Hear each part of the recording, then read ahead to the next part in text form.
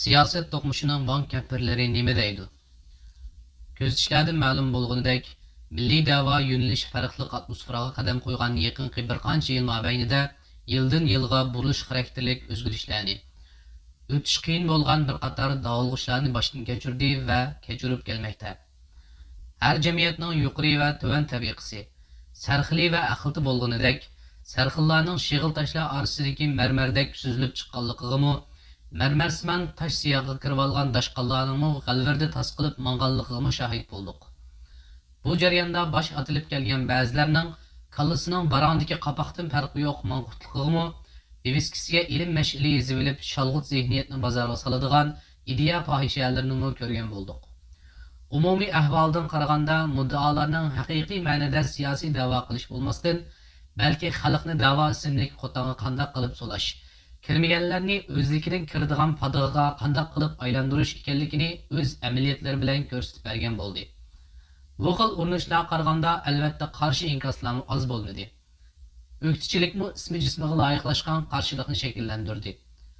Ko'rindiki xalq uyg'onyotdi.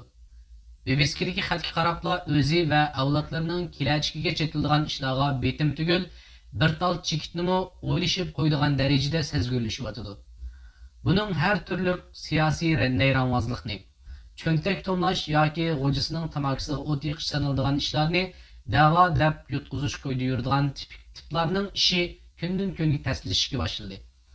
Buningga ergishib qisqa yo'lni uzartishga yotadigan ishlarning durust emasligini uqib qoladigan, ko'rmagan suvga oldin ishdan silishga yotadigan safarbarliklarga to'xta, bu zodi nima ish deb savol qo'yib kalladan o'tkazishga boshlaydigan angliqlarni ko'paydi. Burunqidek vatan taqdirini baş atalgan qapanbaşlarga taslim qilib etib, xotirjam bo'ladigan zamonlarga xotimi berishmi reallik yuzi ko'rishga boshladi. Mana bu sergishlar siyosiy ansamblchilikning ko'ni sanamni kiyim yanglab takrorlab beqishdek arzon usuldagi tafovut qazanini o'rgatmay turolmadi.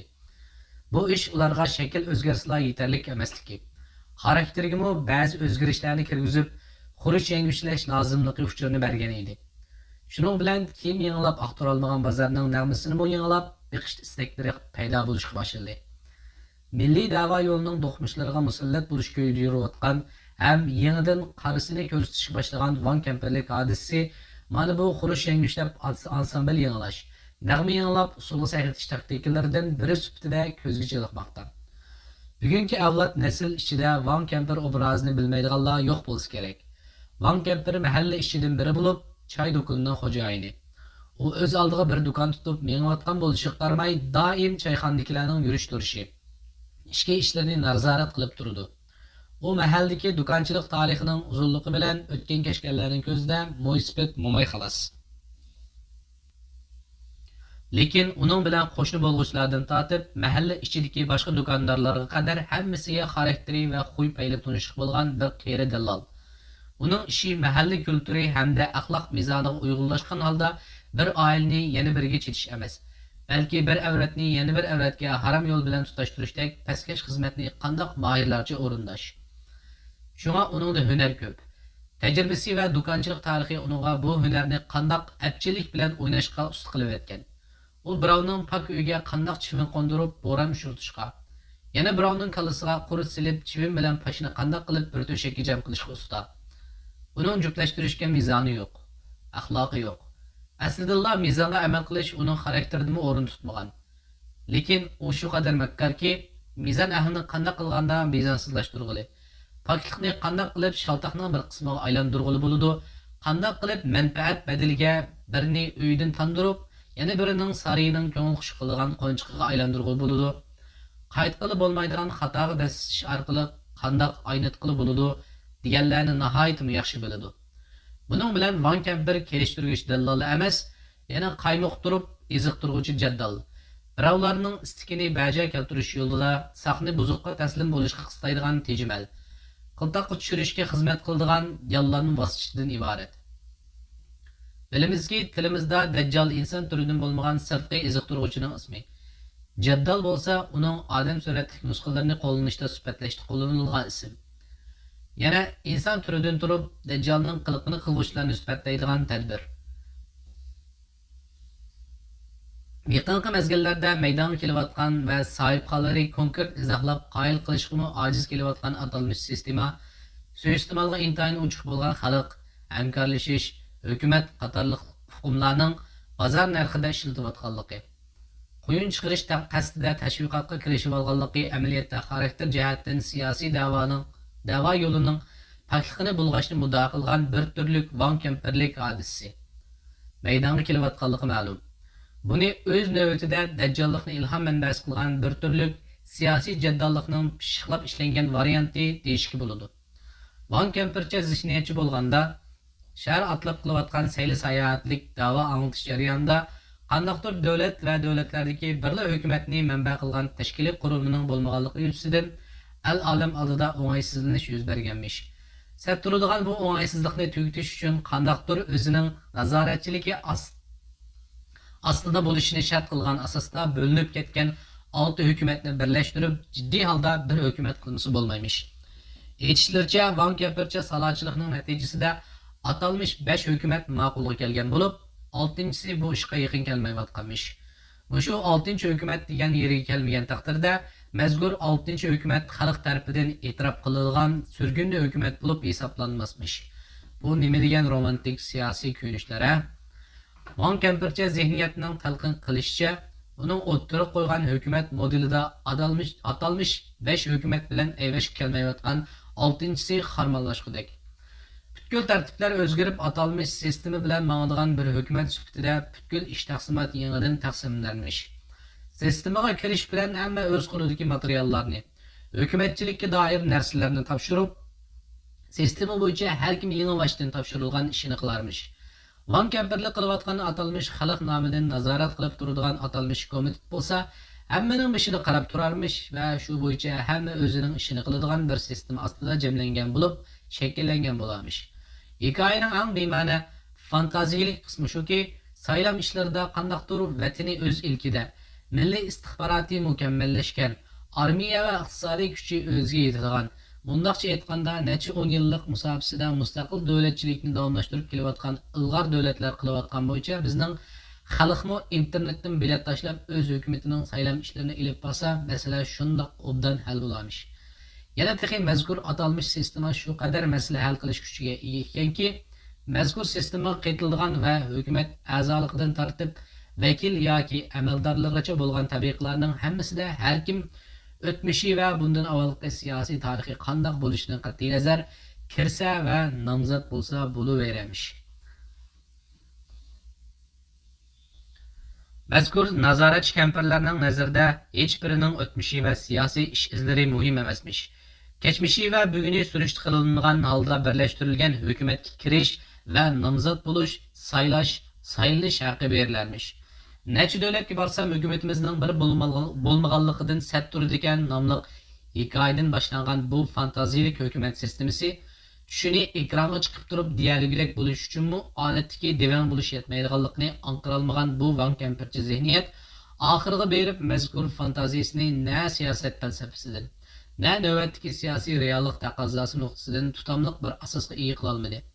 Butunlay hissiy bo'lgan, uning ustiga aylab yillab soyasi ko'rinmaydigan, faqatla turli suyuqlantirishlarga, ichidan cho'p tuzishlarga qarshi orijinallikni saqlab kelishda muvaffaqiyat qozongan mavjud surgunda hukumatning obrazini yoki xizmat funksiyasini media kuchi orqali xunuklashtirish propagandasini ijro qilishdan boshqa chog'da yedib bo'yi sezilmaydigan atalmish hukumatlarni navbatda ichki tartib qurilmalarini sozlab aktiv xizmatini amaliy qadamlar bilan namoyon qilayotgan mavjud surgunda hukumatni ishni Sharqiy Turkiston surgunda hukumatidan boshlash atliq propagandaning haftalashish nishoni qilishi haqiqatan kishining g'idiqini qo'zg'amay turolmaydi.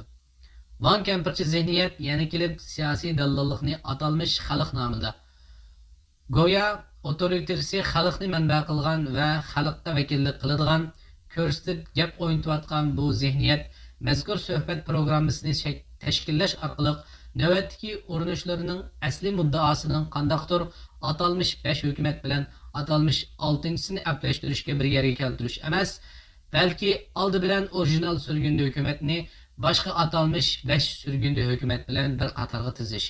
ularning hammasini xalqarada o'xshash funksiyada, o'xshash rolni elayotgan qabul qilib, orqadan go'yo navbatdagi siyosiy vaziyatimizda qandaqdir hukumatlar olib ketish krizisi bordek bir saxt ko'rinishni yaratish borligi va bu bahoni tutqu qilib orijinal hukumatga cho'moq silish qo'yida ekanligi o'z-o'zidan ma'lum.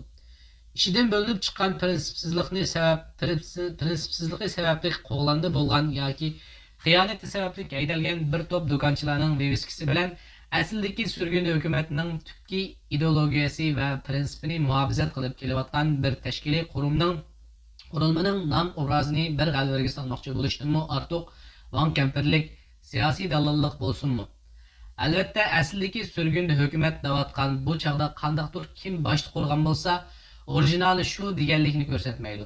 Bu yerdagi aslilik mazkur hukumatning dastlab qurilgan chog'dagi ideologiyasi, shundaqla qurilish maqsadini sog'lom asosda muhofazat qilib kelayotgan yoki kelolmagan bo'lishi ko'zda tutilgandir. Mayli raqiblari tarafidan bo'lsin, mayli kishilik muomalada chiqisholmasligi sababli xo'shi yo'q kelisholmaydiganlar tarafidan bo'lsin, mayli dushman nazarda bo'lsin, navbatda G'ulom Usmon prezidentligida xizmat qilib ketayotgan, shundaqla Salih Xudoyor boshchiligida harakat qilayotgan Sharqiy Turkiston surgundi hukumatining eng dastlabki qurilish ahdnomasini muhofazat qilib kelayotganligi, milliy irodaga chang qo'ndirmaslikda, bir chekchaqliq savallikka yo'l qo'ymaslikda keskin bo'lib kelgan hukumat ekanligi munozaraga o'rin yo'q bir masala. Shundaqkan bu yerdagi aslilik yoki asldagi Sharqiy Turkiston surgundi hukumatining orijinalligi shaxslarning baldur yoki keyin qurilishida emas, ideologiyasi va qurilish prinsipiga qaysi darajada sodiq bo'lib kelgan yoki kelmaganligi bilan o'lchash insofdan bo'lmoqi lozim. Demak, o'tirdagi reallik munozirsiz bir holda ekan, masalani nuqtadan kuzatish qobiliyati bo'lmagan birining yana kelib mansubiyatlangandimu navbatda milliy irodaga vakil bo'lib turishda barmoq bilan ko'rsatishga bo'lgudek bir qurilmaga hurmat ko'rsatish tuyg'usi bo'lmagan birining 5 hukumat ma'qulga keldi, 6-si bosh tortdi. Bundoq ketaversa xalq buni e'tirof qilmaydi. E'tirofga erishish uchun 5ning 6-si bo'lishi, bizning nazoratimiz ostiga kirishi kerak. Cümlesini qurishning o'zida buning isloh xarakterli ish emas, so'yiqlantirishdan keyingi, yana kelib necha yildan beri ichidan krizis yaratib, chuvish amalga oshmagandan keyingi yana bir qatimliq tashqi mudohala deyishdan boshqa tushunish mumkin bo'lmaydi. Chunki oq qora qilinib so'yiqlantirilgan bir paytda qora qilingan oqning qariligini yoki bo'lmasa oq qilingan qarining oqligini qabul qilishga majbur qilib qistashdan ortiq suiqasd va nacharlik bo'lmaydi. Bo'libmi xalq nazarida amaliy faoliyat qilayotganligi kunda degidek ko'rinib turayotgan bir tashkilotni yana kelib atalmish 5 hukumat otliqlar bilan bo'lgan tartishmasi hech kun tartibda bo'lmagan bir vaqtda atay bu temini ko'tarib chiqib ishni surgunni hukumatdan boshlash kerak deganlikning ma'nosi ichidan o'rib to'zdalmaganni teshidan cho'moq so'qib bo'lib o'tish kerak degandan jiq farqi yo'q iddao bo'lib qoldi. Navbatdagidek xalqaro sahnalarda aktiv faoliyatda bo'layotgan, bundoqcha aytganda bir bilan ishlab ketayotgan, yana kelib ideologiyasi sog'lom ravishda ketayotgan bir mezgilda mundoq bir urinishni bozorga selishning tashkilotning mexanizmini sirtdan cho'moq so'qib chuvitish, hamchotlarga tayangan sistema atliq qo'tang'i solab buzib kardan chiqarish urinishidan boshqa ma'nosi bor degil bo'lmaydi. Chunki mazkur siyosiy van kampirlarning mavjud surgundi hukumatni qamallashtirish ideyasining hamda atalmish 5 hukumat bilan birlashtirgandan keyingi o'ttirib qo'ygan modelning mavjud surgundi hukumatning navbatdagi tashkiliy qurilmasi va mexanizmisining a'lo bo'lganligi, aksicha tayini yo'q bahonalarga asoslanayotganligi o'z izohatlaridan ma'lum. Shundaqla bunda hamchot tayini olib habilishib yurishning navbatda qo'ldan kelishcha o'z ishini qilib kelayotgan hukumatning mexanizmisini buzishdan, ichida xizmat qilib ketayotgan a'zolarning umumyuzlik xizmat tartibi va funksiyalarini qayta xizmat taqsimoti shakllantirish orqali astini ustun qilib avor qilish ekanligi ularning o'z bayonidami ma'lum bo'lib turdi. Yig'ib aytganda, tuvandagi navbatdagi amaliy talab taqozo xalq orasidagi aqliy va moddiy kuchlarni to'plab, ideologiyalik va tashkiliy sog'lomlikni birinchi o'ringa qo'yib ketayotgan mavjud surgundagi hukumatni yanada dinamik holga keltirish, ching'itish va cho'ngaytirish oqilanlik bo'layotganda bir uchum mankampircha zihniyatlarning chiqib ta'dir muqom to'lab yurishi xalq sistema qatorliq suiiste'molga ochiq hukmlarni kelmas urg'ulab turib haqiqiy ma'nodagi siyosiy qurilmadan bakrak siyosiy qo'tan yasab chiqish propagandasini bozorga selishi qilayotganlarning bir turlik siyosiy fitnaga ul selish, tili boshqa, dili boshqa g'arazlar uchun yo'l hozirlash ekanligini ko'rsatib berdi. G'arb siyosiy obzorchilarining tanqidlarida bo'libmi demokratiya asosida qilinayotgan siyosiy aldamchiliklarga qarata bir qism obzorlarda birlashma o'xshaydi. Ehtiyot qilmoq kerak degan hukumat deganlik qurlar kechidi. Demakchi bo'lgani siyosatchilar bir qurilmaning ahli bo'lib, xato qaror ilishsa, qolgan o'qituvchi partiyalarmi buningga darhol mudoxil qiladi. Uni pash qiladi yoki kelib chiqish oldidagi xatolikdan ogohlantiradi. Lekin birlashma hukumat xato qaror olsa, demak bu ularning xalqni birlashib yasaymiz deganligidir. Obzorchilar deydiki, gaz şirketining sho'balari orasidagi kengashda idoriy birlik xato qaror chiqarsa, uning xatoligini xizmat tushgan hamon bayqash mumkin. Lekin birlashma hukumat xato qaror chiqarsa, ko'pincha holda xatolik ziyonni tortib bo'lgandan keyin qululur. Vaboli xalqqa bo'lgan. Aslab ko'radigan bo'lsak, bu obzor bizga ikkinchi jumhuriyat tariximizning taqdirini eslatmay tura olmaydi.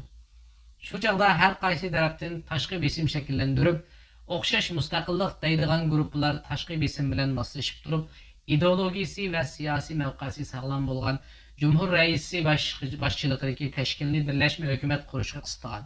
Bu amalga oshgandan keyin Cumhuriyatning ideologiyasining qurg'uvchilarini ko'zini yo'qotib yoki to'sib o'rnini birlashma hukumat tarafdorlari egallagan. Natijada Sharqiy Turkistonni tinchsiz qo'sh qo'llab taslim qilish vazifasi mazkur birlashma hukumatning hiliqi xiyonatlik bitimiga kelishi natijasida vujudga chiqqan edi.